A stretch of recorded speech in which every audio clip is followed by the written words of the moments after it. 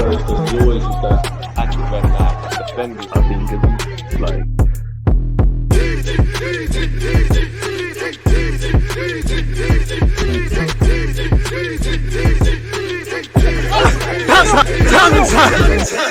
Are we live? Of course we're live. People deluded. I'm back again. Thank you very much for tuning back in each and every time now. Good morning to those of you like myself in the United Kingdom. Good morning, good afternoon, good evening. Some cases, good night. I hope everyone's doing well and safe. I hope everyone's, ready for a jam-packed week where I hope they can move closer to their goals, hopes, dreams, aspirations, and ambitions. Definitely where Arsenal are concerned, because it's a week from hell this week, innit? You've got Liverpool, you've got Spurs, and then you've got Liverpool again. It's put up or shut up. And definitely let's address the elephant in the room off the back of a disgraceful performance against Nottingham Forest. Now, before we carry on with that, big up you lot. I appreciate everybody who is tuned in. Please make sure you're obviously following and subscribing on Twitch, and you also, I've put the link in, you've set your reminders, because at 11:30 we head over to YouTube. What I need to do though is put some timestamps in, because it get a bit awkward.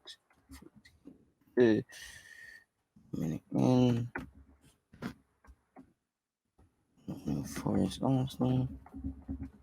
Sorry, folks, just like to keep organized, or think I can keep organized. Again, big up you lot. Again, man, footy chats, I appreciate that. Morning, right back at you, man. Said, forever Spurs. I'm not a fan of your username, but I'm a fan of your support. And banter aside, I appreciate you because you're always here, man. Big up yourself. And yeah, man, obviously we're going to speak about Nottingham Forest Arsenal. Bit selfish, but it's just for my own therapy. I heard Ndombele got booed coming off the bench for Spurs, so that's a bit of a new low. We'll cover some transfer talk and all of those things. I am new here, regular on Rance's stream, but I think you are doing an incredible job. I'll surely be tapping in here more. I appreciate that. Shout out to Rance. And obviously my guy Matisse, deadly trio. They try to cancel us, but you can't cancel the real. You can't cancel us based on lies. When the hate don't work, they start telling lies, especially when they're shit journalists. But fair play. Getting ready for the gym, working out, just listening in Bermuda. I am jealous, man. I wish I was in the sun. Wish I was working out in the sun with all these muscles and things. Instead, I'm in cold old England in January. Well, it is what it is, man. Footy chats, I'm sure you're speaking about the Arsenal game. What have you said? I had a feeling before halftime that this game was going to end up like the Brentford game. Lo and behold, circus Arsenal turn up, thinking they've won the game, rolling around and begging for stuff instead of putting a fight to get back in the game. The subs were atrocious, apart from Tierney, in my opinion. We need a goal to get back in the game, and Mikteta brings on Kolasinac. I didn't get that.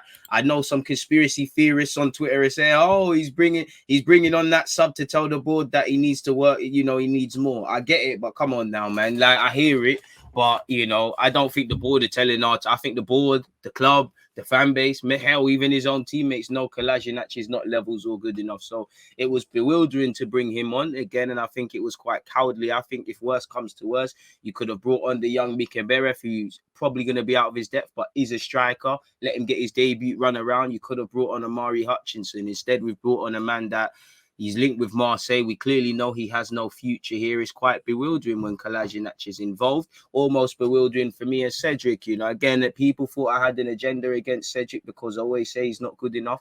Respectfully, I care about my football club. I don't want to sit here on Twitter and YouTube and lie to you. Look, I love to be proven wrong by players, but Cedric, it's like the worst. Every game he plays, the worse he gets. He was terrible against Nottingham Forest. You could see Saka actually getting angry at him. When Saka's getting angry or doing something wrong, he's playing hospital passes. He doesn't cover the space enough. He gets caught leaving the space in behind. He's just not that good. The one thing he has over Bellerin, he can carry a ball forward. I didn't think he was that bad in the first half. Deteriorated in the second. I'm a fan of Rob Holding, and I still think there's a job here for him at Arsenal, but I'd be open to letting him go. As I've said before, we spent 2 million. You could definitely get 15 million for Rob Holding and make our profit. I hear that he might be a leader in the squad and these things, but you need to be able to lead yourself. And against City, terrible off that in the minutes he played.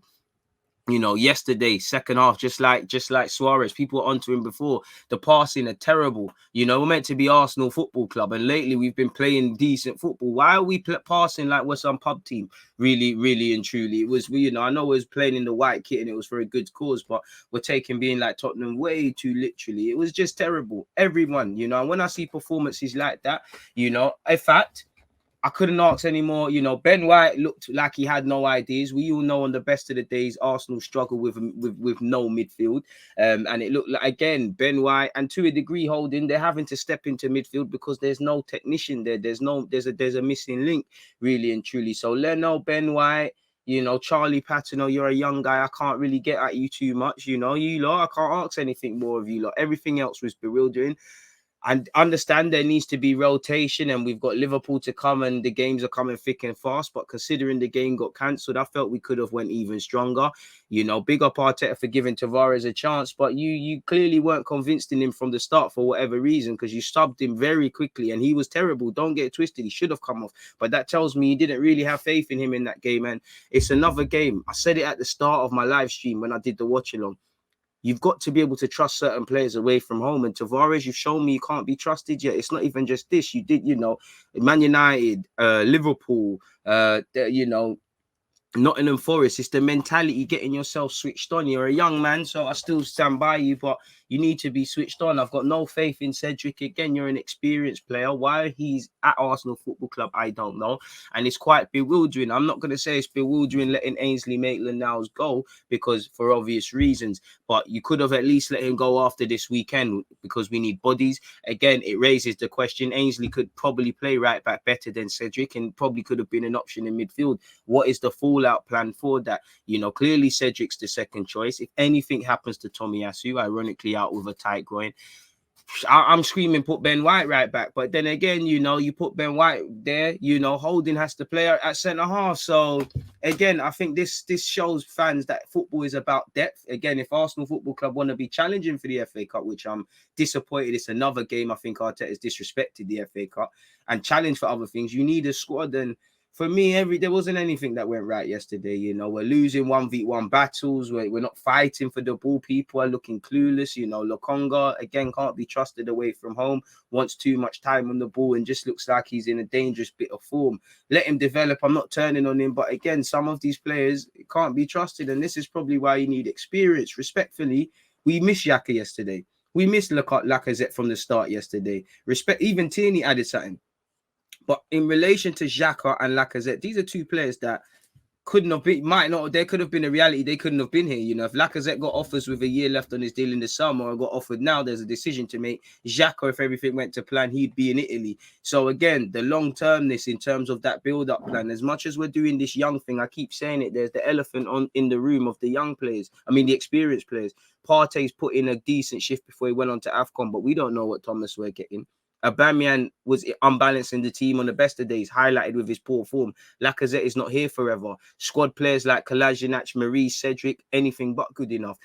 So it's again, as much as I don't think Xhaka's a bad player, I don't necessarily think he's a top midfielder in the Prem. If you've got, if you're Kevin De Bruyne or if you're a historical David Silva, then by all means, we could keep screaming, we miss your presence. But respectfully to Xhaka, we're in a dangerous territory. If him and Lacazette, as decent as they are, every day they don't play, if we say we're missing them, then Arsenal Football Club, we're not going serious, because they're not top players like that. They're good players. But if our game plan and our results hinge upon players like that, then it's ridiculous. I'm sorry. It's atrocious. I've got no sympathy for Mikel Arteta or Edu, any by consequence of what happens in midfield, because I've been saying it. You need midfielders, even with everybody fit. So lo and behold, when we find ourselves, for whatever reason, in this situation now with a lot of the season to play and a lot of things to still play for, I have no sympathy. You two were midfielders. You need midfielders. Lokonga is an adaptation period.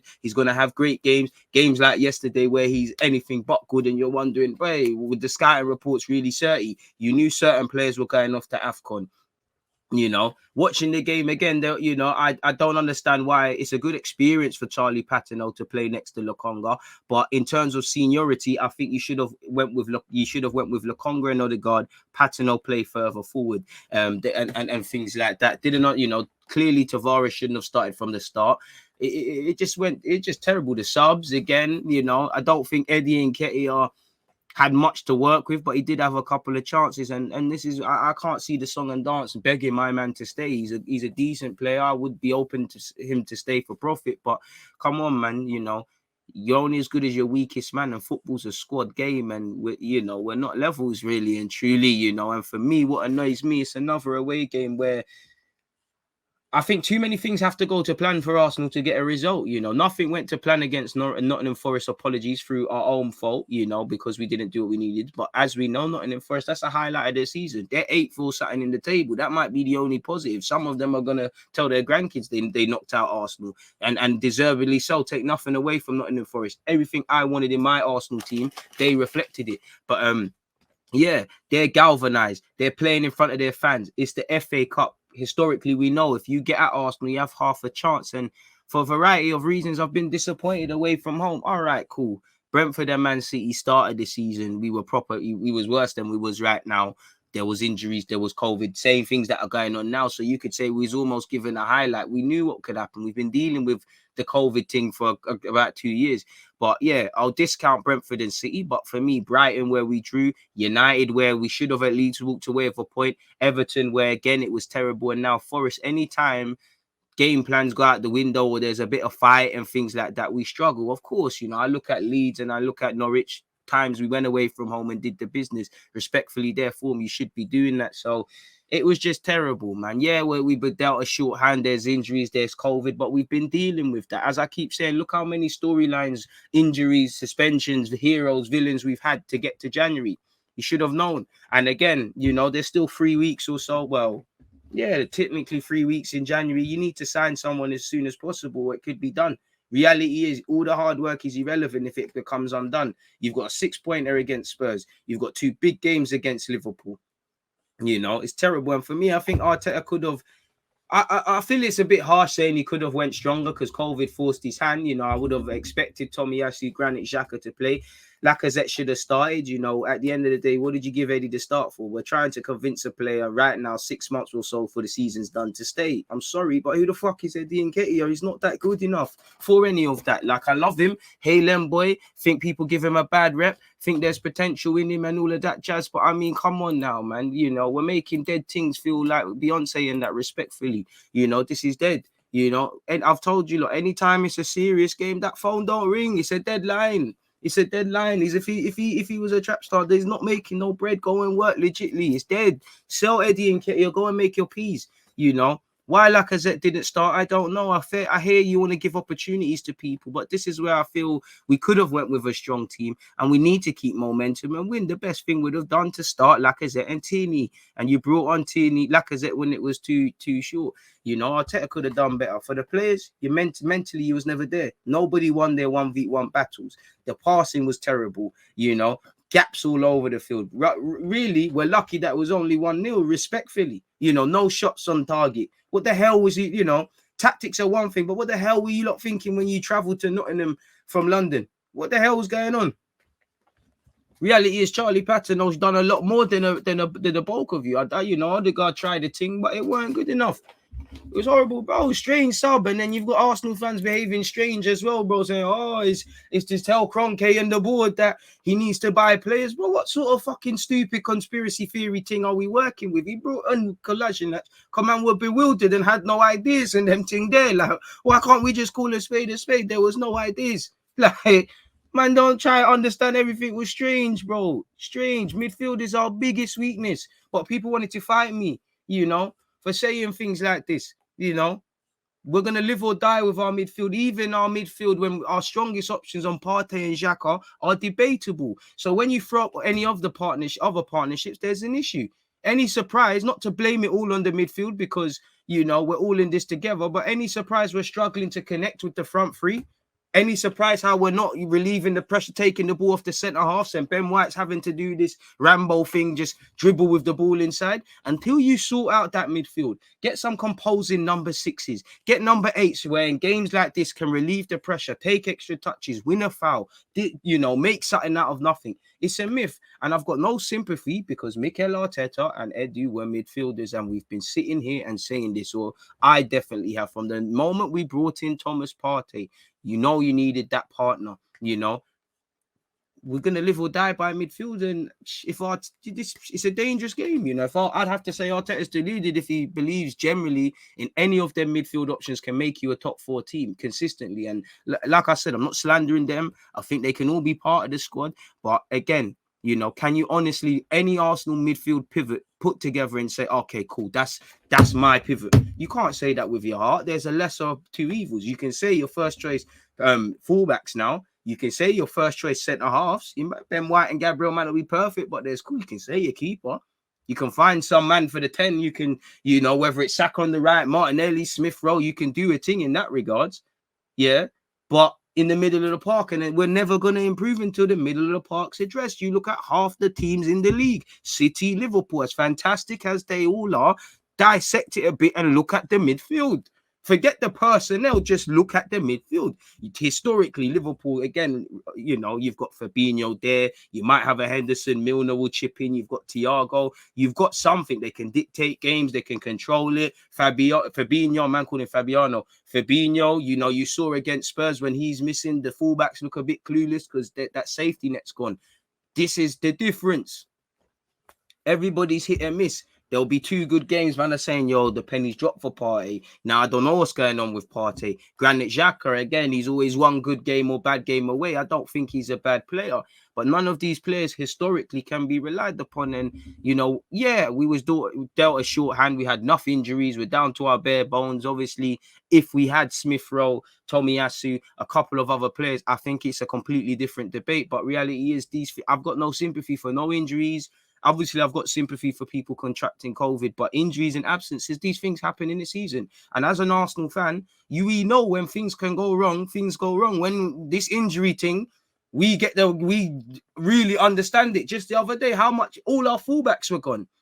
So I've got little sympathy for this. End of the day, we're out the FA Cup. As I said, congratulations to Nottingham Forest, because everything I wanted to see in Arsenal, they were shown then. They showed it. So congratulations to them. I'm bitter. You can tell I'm gutted, people, to be at the FA Cup. I'm an Arsenal fan. I love the FA Cup. I wanted to see how far we could go. I was upset how we went out in the fashion we went out last year. Even more upset. I said at the start of my watch along yesterday, you lot have been at the start of, when we was terrible, you lot were breaking new rules, in terms of, the first Arsenal team to do this and that in negative incidences. Then of recent, you was doing that in a positive sense. We went out prior to going out yesterday. We went out in the last 25 years. We've only been out in the 3rd round twice. Now, some of you are part of the 3rd time. You're permanently etched in history. And some of you are part of history for the team that finished 8th.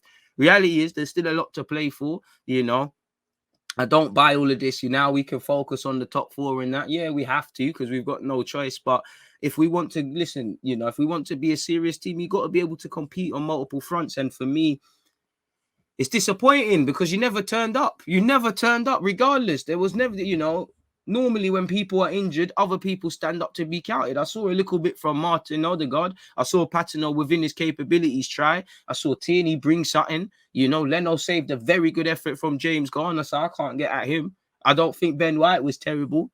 Everyone else, I'm not going to get on the subs too much because the game's done by then, really. Other than that, it's dead, really. It's dead. Absolutely dead. Terrible, man. It's a terrible office. And for me, everyone will see this as, you're being negative. When I'm gassing the thing and we're winning and we're talking about how good Arsenal is, no one tells me to shut up. But people will say you're being negative. No, yesterday was terrible. It was an evening game. It was cold. It was windy. It weren't a game for football. It's a game for fighting. And we bottled it. Simple as that. Got to keep it 100% true. Right. We bottled. We go again, but we bottled. Simple as that, man. And I want Nottingham Forest to win it, man. Go all the way, man. Nottingham Forest 100% deserved to win. There was no luck. There was no good fortune. They earned the right to play. They won their individual battles. They believed in each other. And lo and behold, grab and come off the bench. And they got it. And it was coming. We was very open on the transit. It was very naive, you know. That's what annoyed me because respectfully, I don't mean this in a disrespectful way. You know, Nottingham Forest are a championship side. And what I mean by that is they're going to be organised off the ball. Difficult unit to break down. You have to be if you want to survive in the championship and do better, you know. It's going to be a difficult ground to go to. They're going to be extremely street smart, which you saw beyond everything. You know, we look like naive young men up against experienced guys. And when you remove all the championship stuff and all that tosh, well, football is football, isn't it? So, wait, bro, they knocked that, bro. Nottingham Forest got our number, bro. They got our number. We might have to pay them off, man. Might have to pay them off. Not a big deal for Arsenal. You just need top four. I mean, it's a big deal for me because I like the FA Cup. I understand, you know, I'm not going to, you know, I don't know personally where I sit on this top four or the FA Cup business because I hear it, you know, get back into Europe and all of these sort of things. But I do think that top four stuff has become a byproduct because of what the Premier League's become. Obviously, it's the Champions League. And you know, where Spurs, Arsenal, probably even United of recent, bro, man, are just trying to qualify for it to just be part of it. Well, you know, I hope we could all win. I don't hope Spurs could win it. I hope we could win it. But what's the point? It's not that I don't want to qualify. Like we're gassing to qualify for Europe because we ain't. But once we're in it, what are we gonna do? You know, a man gonna cry on their deathbed about, you know, when I'm on my deathbed, am I gonna think about when I think about Arsenal? I'm not gonna think about the season we got top four, the many seasons under Wenger we got top four. I'm gonna immediately think Invincibles, FA Cup, because trophies are forever, trophies are legacy, sort of thing. And I'm an Arsenal fan. I love the FA Cup. Again, this is a young bunch of young members squad as well. Not too many of you have won stuff, with the exception of those who won the FA Cup with Mikel Arteta. But collectively, you haven't won stuff. When you get to finals, when you win things, when you qualify, when you hit targets, it starts changing the mentality. Players start being able to figure things out themselves. And that wasn't the case. Arteta should have clocked the pivot was too weak and dropped Odegaard there in the second half. He should have. You know, it's a good lesson for Charlie, but bro, Charlie could have had more joy playing further forward. Let the two more senior men do the thing. Maybe Lokonga would have looked a bit more thingy. Lokonga looked bewildered. Off his own back, he was terrible, but it's like there needs to be clarity in his role. Is he going to be a box-to-box man or is he going to be a 6? You know, I know Lokonga was saying he could play 8. I'm sorry, at Arsenal Football Club, I want to be wrong. I want to be wrong because it means you can play multiple roles. You will never be a number 8. Never, never. Not until you improve on the ball. You will never, ever be a number 8. And if you are, your time is limited here. And if you are, the gaffer needs to ask questions. You know, you don't show for the ball 9 times out of 10. And when you do, it's 5-yard passes. When you try to do anything beyond it, it's bewildering. You know, I love that. I don't want him to change. I don't want Lokonga, that little facet of you being calm on the ball. Do not take that out of your game. We need that. But get some fucking urgency. You want too long on the ball. That mistake is the same mistake you made against Palace. The same mistakes that went unpunished against Brighton. A mistake made more than once is a choice. Yes, these are young players. Yes, old habits die hard. But you're old enough to learn. You're old enough to learn. Tavares, you're old enough to learn. Lokonga, you're old enough to learn. Everybody's old enough to learn. And I don't see anybody in that 25-man squad who needs mummy to help them tie their lace or cross the road or help them go toilet or any of that. You're all grown enough men now. You're all big enough, strong enough, you know. When we win, you show things. So come on now. It's absolutely, it's terrible, man. Terrible. Bro, it might sound ridiculous. Never will Lokonga become an 8. I want to be wrong. You can never in your life become an 8 at Arsenal Football Club. You be an 8, you can't pass the ball. This is one thing I hate. The lines start getting blurred. Someone needs to tell him, listen, until further notice, number 6, slap him in the back of his head. Urgency, bro. Urgency, time and a place. Because some of these mistakes go unpunished. A lot of what I've seen Tavares and Lokonga particularly do, games we've won, and I'm cherry picking, but they've got away with it. Got Aston Villa, first half against Leicester, you know, Lokonga against, you know, even the games Lokonga was starting at the Emirates. Boy, a lot of these things have been there in our game. It's only when we lose, people want to look at it properly and all of these sort of things, man. Bro, Spence is a talented player. I've done a video on him, you know, Middlesbrough are laughing. Their 21-year-old's going to make them some peas. We got knocked out of one of 2 trophy opportunities yesterday, bro. And now you got Liverpool. But been saying been saying we need a centre mid. Been saying we need to take it. We need to sign a centre mid, but it's dead. Like you don't say, it's boring now. It's boring. Anything that happens, it's a bit like, as I always give the example, like, well, if you hear it's gonna rain, you've got a bag of options. You either stay in your house because you don't want to get wet. You either read the weather forecast and make sure okay, it's raining now, so let me go to the shops and come back. You either get a jacket or you get an umbrella. Or you stand in you get caught in the pissing rain and you cry about why you're wet. This is the centre mid. This is the centre mid thing for me. We're in the rain, we're crying while we're wet. We've been saying you need to address that central mid. Now, and this is when I mean this is what I mean when I say I've got no sympathy, because we've been knowing this. We've been knowing this is gonna happen, We've been knowing this is gonna happen. So it's boy, that's my little therapy done, man. Thank you very much for you lot listening to my little 5 minutes of me rant Arsenal, man. Just get that off. I'll be back again at 11:30 to speak Arsenal as well. Let's keep going. We've got some other things as well to discuss. Got my little articles in front of me. You guys need someone experienced in the middle of the park. We had the same problems with Poch. I always wish we had someone who was there to help us when things are not going for us. True. Hey, 1 second, people. We're ramping. Hey, I'm still here. I forgot to put the charger in. Bloody hell. Hey, Tig almost died. But yeah, man, it has to be the right experience as well, my guy. Yesterday, don't get it twisted, we needed someone who's been around the block. But for me at Arsenal, unpopular opinion, obviously the young players, they're doing dumb stuff and they're going to cost you points. They've done some dumb stuff this season.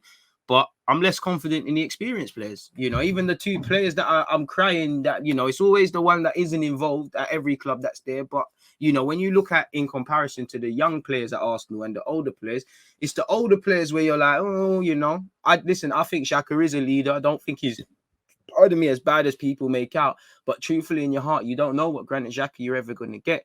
Thomas Partey, I believe in him. I love Thomas Partey. But again, he ain't really bullying the thing for Arsenal yet, like that. His last game was good before he went off to AFCON. Lacazette, I know you can do it, but it hasn't always been like that. It's the experienced players. And I'm not, listen, the less said about Cedric, Kolasinac, these men are experienced players, but they're not 30. And I'm even Rob Holding, listen, I like his mentality. I like how he behaves, but you never look like a leader yesterday. If you're holding the armband and you look like that, then boy. And for me, it looks like Rob Holding ain't just staying to basics, man. It felt yesterday like you're overcompensating. You're trying to show the gaffer and everyone that, yeah, all right, cool, Gabriel, Ben White, there's talk of Saliba, but I can still play with a ball. For me, it's about, we just didn't, beyond everything, for me, the basics weren't done properly yesterday. And anytime you don't do the basics, it's a problem. You're playing a very dangerous game anytime you don't perfect the basics in this thing. It's like Arteta forgot AFCON was coming and didn't strengthen. It's like everybody was naive, man. I hope we are in a good place, but I can't predict 3-4 years. I can only talk on what's happened right now. When we went out to Nottingham Forest, I hope we are, we are still moving in the right direction. But listen, 3-4 years, I don't know for that. And trust the process. I trust as far as I can see. The start of the season, you couldn't tell me that. I'm seeing, certain things are happening. I do trust what's going on to a degree, but what trusting doesn't mean just accepting bullshit. If I see nonsense, I have to call it out. Yesterday was nonsense. How we've, the playing squad that we've got in the central midfield is nonsense. And we bottled the chance to bring in a midfielder, which I said when Roma did this, Xhaka did his little U-turn. We never really wanted to bring in a midfielder realistically, apart from Lokonga. We was going to probably react in Xhaka's eventuality going, but even that, it's crazy, man. Absolute crazy. We need that centre mid before Sunday. Is it going to happen? And then we're going to place everything. Bro, and the thing about these fans, they will start calling Patino shit and all these fucking idiots. They do it. All these fans, all the fans of all the clubs do it. Stupid as hell. Oh, Charlie should start in the Prem. Oh, no, he's not ready. Oh, Balogun, we don't need a striker. Balogun. Oh, he's not ready.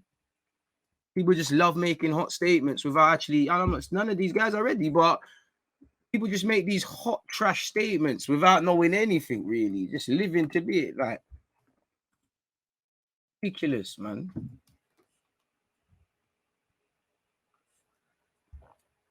To be honest, even now I will take Bruno Guimaraes because yesterday I think we just needed. I hear you with the experience, but the same logic. I think we just needed someone that was with the shits, like someone that really just wanted to be 10 toes down in this thing. Oh, the players we had was enough. It was enough. Maybe not even to beat Nottingham Forest. Forget all of that. To put in a half decent shift. Apart from the young Charlie Patino, there's enough to go out there and do a thing. Respectfully, even the worst of them. Well, boy, I don't know, Cedric, if you could play Championship based on how you was moving, but you'd imagine these guys could find homes in the Championship. So there's no excuses. Just shit. The mentality, on top of the obvious, we're just poor. It just weren't there. The basic stuff which is turning up, it just wasn't there, man.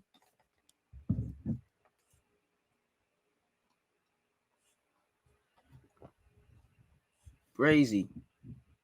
Can't just loan out every young player. It has to be the right loan, and Arsenal don't always do that. You know, if you're gonna send, Charlie Patino into a mad defensive team that plays slightly different formations, they're gonna struggle, and I've seen that a lot. Patino's not a 10, but remember Dan Crowley. Dan Crowley at the time is probably best in the 10. You're going to send him somewhere that plays 4-4-2. They play long ball football. He's lo and behold, he ends up left wing, not able to do it there. It's a bit of a myth.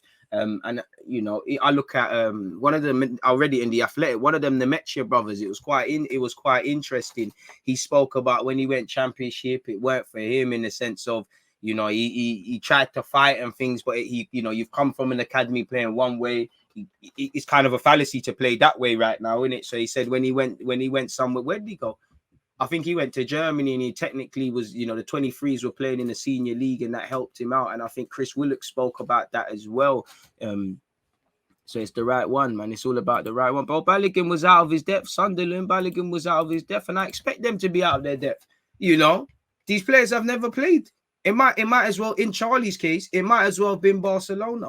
Because he's playing a senior team, senior individuals. That's what I loved. So, yeah, man. Forest ain't easy, but we made it easier by bottling. Really, we made a task, and a hard task, even more harder by messing about. You play stupid games, you win stupid prizes. Like, make sure you're all hitting the like button, folks, on this YouTube vid. Link has been posted. So, yeah, man, what can you say, man? It was nonsense. You do nonsense. Nonsense happens, innit? This is the life we live, innit? But that's that where Arsenal's concerned, man. I'm really done with that now. I just wanted to get that off my chest, man. Thank you very much for you lot listening. Keep your opinions and that coming. Let's get into some other stuff, people. Let me start opening some tabs. Let's open this link. Let's open that link. I apologize, people. This should all have been prepared by the time you lot got here. Let's open that. Let's open that. Let's open that because you're bugging out. Let's open that. And let's open that. And then we can get into the transfers. Well, when I say get into the transfers, let me put these together. Where's that one?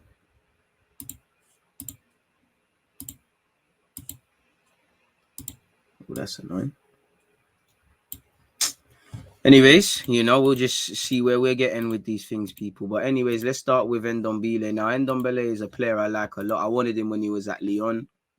A bit shocked as to what's happened to him at Spurs, really and truly. Don't get twisted. I'm happy because I really thought he was going to be a madman for Spurs, but he was booed, allegedly. Now, I spoke to my boy about this. Apparently, Ndombele was taking long to come off, and it weren't a personal thing. But it is what it is. Tungai Ndombele booed during Tottenham's FA Cup win over Morecambe. Antonio Conte urges midfielder to change opinion. And that's all you can do. But if I was Ndombele safe, I'm keeping it moving, people. He has struggled to make an impact since arriving in the summer of 2019. As apparently Ndombele incurred the wrath of the crowd by showing no urgency to get off the pitch. When does he ever? You always see Ndombele fighting the medical staff when they're trying to usher him off the pitch because he wants to walk off. Slowly walking from the other side and then heading straight down the tunnel as he was being booed. Conte said, I was so focused on the game because we're losing. This is the type of frustration there in football. You have to be good to try to change your opinion. If someone is disappointed with you, it's normal, and that's true. I was a player, and it happens sometimes to me that someone was unhappy with my performance. This is our life. I repeat, it's okay. We have to continue to work and try to be better next time. We have to know very well that if we perform well, the fans are happy. If you don't perform well, the fans are not happy. This is football. If we think fans have to be happy anytime if you win or lose, I think that's not right. For me, for sure, when I don't win, I'm not happy. I'm upset, and I think that is okay. He was asked about Ndombile's slow trudge off the pitch. He said, I think during the game, you have to try the best solution to find something, especially if I'm seeing we're losing 1-0. You have to try to change something, especially when you have on the bench players at the top level. In this case, I decided to give a bit of rest, to Harry Kane and also to Moura. At one point, when I've seen the situation, we should change the situation for sure. When you have this type of player on the bench, for sure, the expectation is to change the game. It's not only for this game, it's our life, the normal life of a coach. If the team is playing and then on the bench you turn your head and you see top players, you can change the game, people. So yeah, man, Ndombele is going to have to pattern up that one, really. Apparently, Rafa Benitez not worried over future, despite fans still calling for his exit. They're onto him, people. Rafa Benitez, get out of our club, they said. He said, no, what I said before, the problems that you try to fix are coming from a time ago. It's not that in the last 3 months we have different issues. So the issues are similar and we have to try to fix that.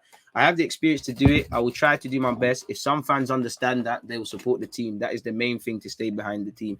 I'm not going to lie. I do hate when managers do this, because you can, supporting the team, it don't mean supporting you, in my opinion. If they don't understand that, some of them, it's fine, it's up to them, but I will continue to try to do my best to be professional and be sure that we can improve what depends on us. Fair play, I can't lie, man. Ralph Hasenhuttl was bugging out. He suggests new signings should be prevented from playing in rearranged Premier League games.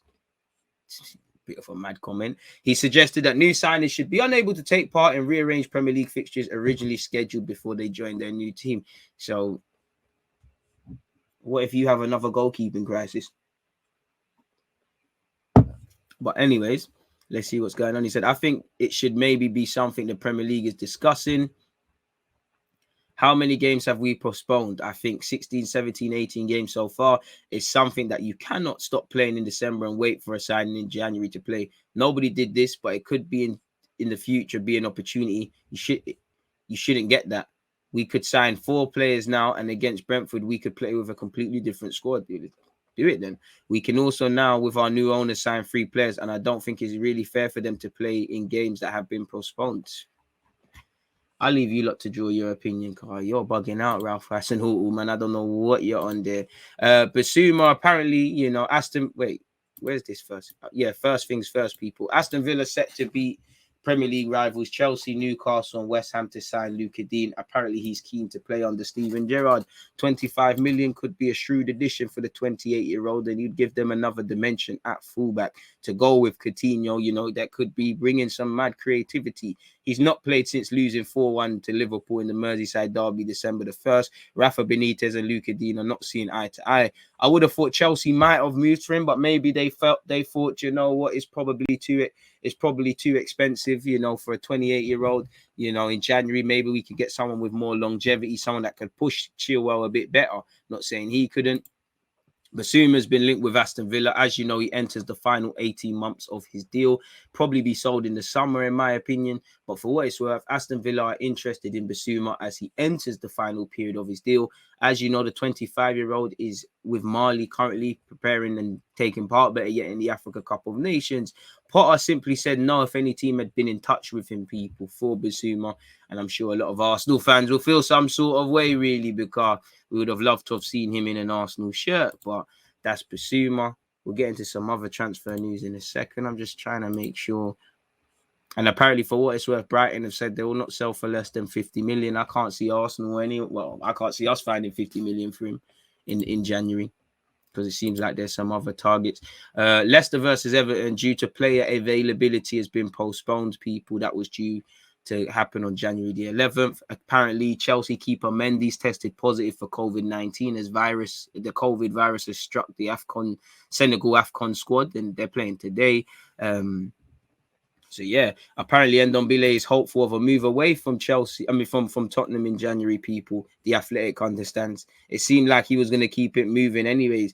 You know, he's attracted the interest of Barcelona. Boy, if you think Spurs are going to boo you, then if you try certain nonsense at Barcelona, they're onto you really and truly. And obviously, where the FA Cup's concerned, Arsenal and Newcastle went out to Cambridge and Nottingham Forest. You know, it looked like Liverpool and Spurs, you know, came from behind and survived some scares. Shout out to Cade Gordon as well, because he had a decent game. You know, West Ham will play Kidminster in the 4th round. That's a good tie for Kidminster. So, yeah, man, it is what it is. Should we get into some transfer news? I think we should. You know, let's hope there's some lies Arsenal fans can tell ourselves, because it seems like we've gone quite quiet. Let's go on goodoldgoal.com, folks. Like I said, don't forget, I'm live at 11:30, basically straight after this, folks. And I'm live at 4:30, I believe, to play Football Manager. That's what I'm saying. Villa moving like a big club. You know, shout out Villa and shout out Gerrard, but yeah, tired of hearing about that, really. You know, we all we heard is Arsenal are in there shadow and they're moving, doing what we should. We should have bought Buendia. We should have done this. We should have done that. Is what it is. Where is the transfer? Come on, man. Bring up the transfer column, man. What's going on here? Sorry, folks. This is what's going on here. I can't actually find goal.com transfer column. Show me the transfer news.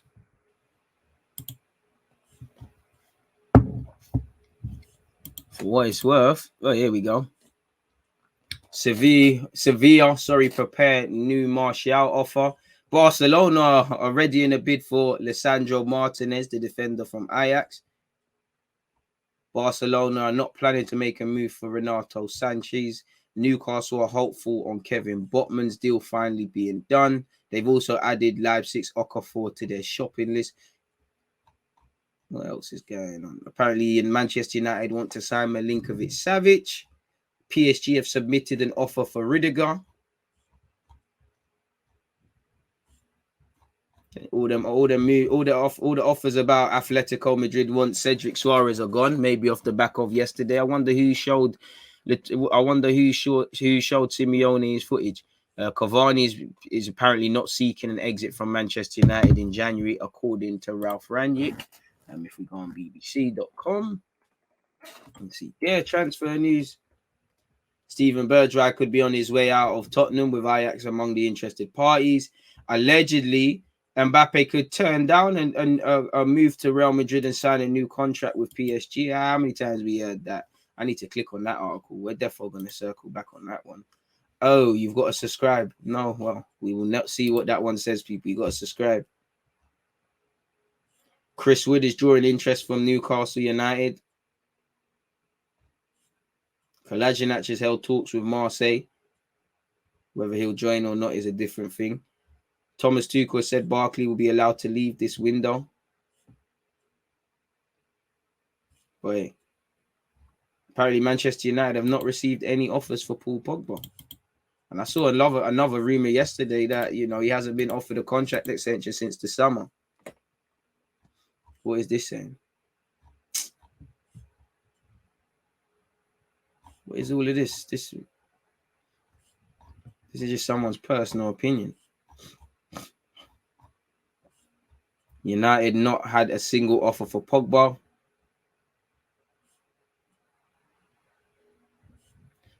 Boy, when Manchester United signed Paul Pogba in 2016, they insisted on a 6-year contract because they suspected his representative, Mino Raiola, would wish him to one day leave on a lucrative free transfer. So yeah, he's leaving again for free. This summer that day will come to pass. I asked the United source why they hadn't tried to sell the World Cup winner last summer just to recoup a few quid. They said they would have if they had a single offer, because people know his deal's running out, people. 2.3 million per goal. Pogba has scored just 38 goals in 212 games since he returned to Manchester United for 89 million. That works out at 2.3 per goal allegedly. So, you know, just someone's opinion. It don't really seem like much. Shame. Sanchez should be our number one target. I disagree.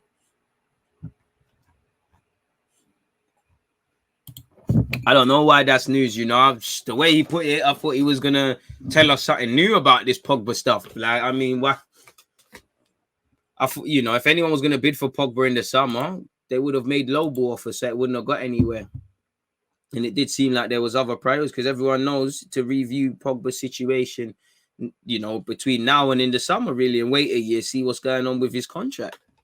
Boy, slow news day all around, man. So I can't really say I'm surprised that we've seen that, really. Like I said, it's a slow news day. These guys have to recycle rumors and remix where they can, people. In rather disturbing news, Barry Burnell, who, an abusive twat. 8 men lose High Court case against Manchester City over abuse. 8 men who sued Manchester City after complaining of being abused by paedophile Barry Burnell more than 30 years ago have lost the High Court fight. The men said Burnell abused them when they were playing schoolboy football for teams he coached in Northwest England between 1979 and 1985. They said that Burnell was a scout for City during that time, argued that the relationship between him and City was one of employment or one akin to employment, and claimed City were liable for any harm they suffered. A judge ruled against them on Monday. So there's that. Really and truly. Sterling is apparently set to sign a new deal at Manchester City, folks. Apparently City are open to swapping Laporte if they could get Frankie de Jong. Let me see what Arsenal rumors are there.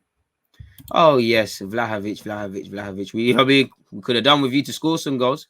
Apparently, we're reportedly close to signing Isaac. We're fighting Barcelona for Renato Sanchez. We're in the hunt to bring Aaron Ramsey back to the Emirates.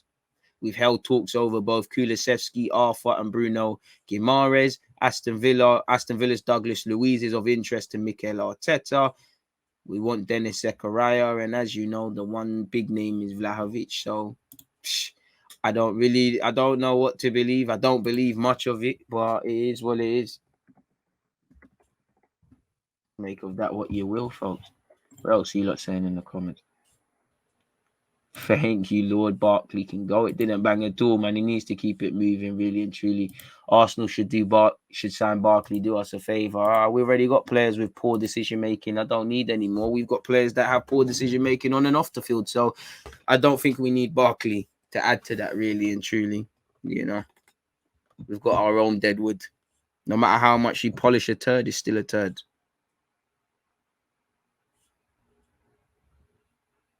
Which is, unfortunate. Done him a bit dirty there, but yeah.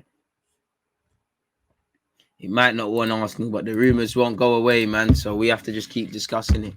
But on that note, though, people, I'm just conscious of time. So, we've spoken about, we've touched on the FA Cup. We've touched on the transfer news. I've offered my opinions about Arsenal. For extended Arsenal thoughts, people, join me at 11:30 on YouTube, people. I've just posted it here.